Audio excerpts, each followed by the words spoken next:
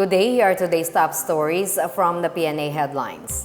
President Ferdinand R. Marcos Jr. says the government is paving the way to strengthen the Philippine economy and bring in major investors to the country. In his speech at the Alyansa para sa Bagong Pilipinas campaign rally over the weekend, President Marcos hailed the government's economic strategy for boosting investor confidence, resulting in the inflow of trillions of pesos in investments. President Marcos also said the administration is taking steps to address long-standing issues in the agricultural sector.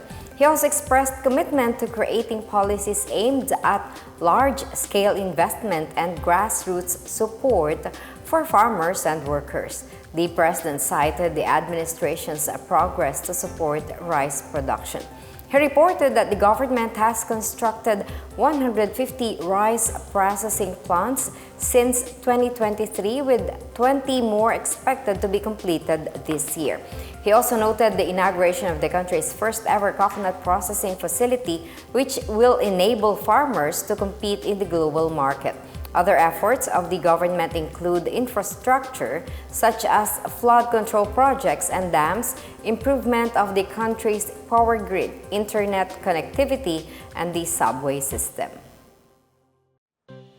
The Philippine and U.S. military showcased their modern weapon systems during the Balikatan maritime strike drills in San Antonio, Zambales on Monday.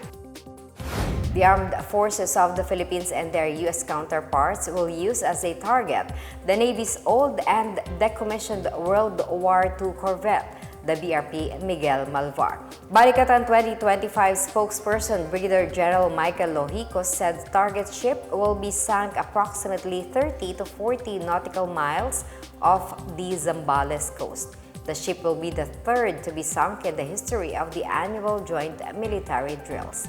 The AFP will use its FA-50PH fighter jets and a 29B Super Tucano attack aircraft, along with a fast attack interdictor craft which will be firing Spike non-line of sight missiles. Guided missile frigate BRP Antonio Luna will join the drills and use its League Next 1 Sea-Star Sea skimming surface-to-surface cruise missile system. Meanwhile, the U.S. will be using their air assets, bombers, and F-16 and F-18 fighter jets. The Department of Transportation has ordered that all drivers of public utility vehicles must undergo a mandatory drug test. Transportation Secretary Vince Dizon expressed dismay over the string of road accidents which have killed at least a dozen individuals. Last Thursday, a Solid North bus rammed several vehicles at the SCTEX Tarlac City Toll Plaza and left at least 10 people dead, including 4 children.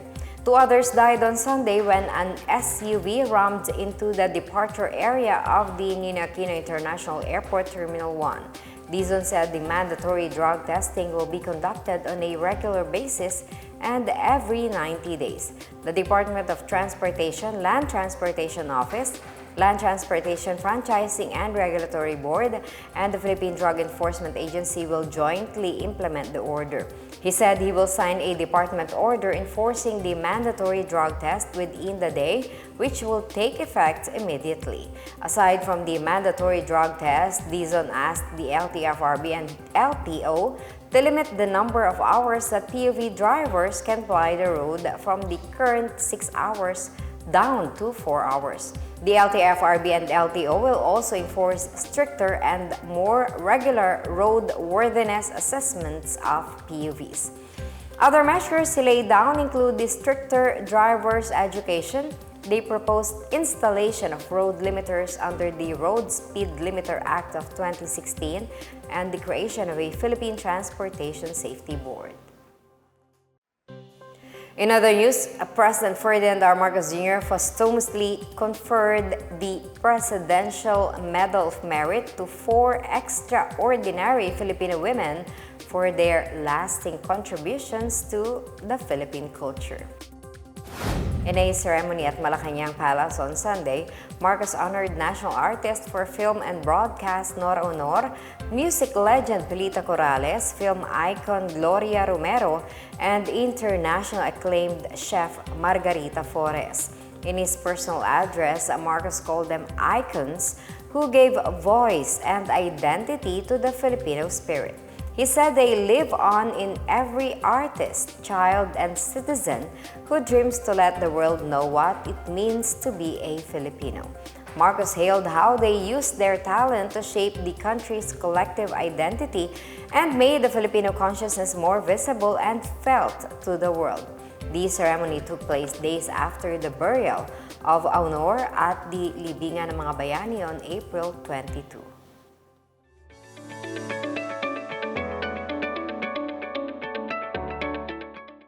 In our business news, the Basis Conversion and Development Authority or BCDA has tripled its investments in the first quarter of 2025 to 7.72 billion pesos from 2.49 billion last year.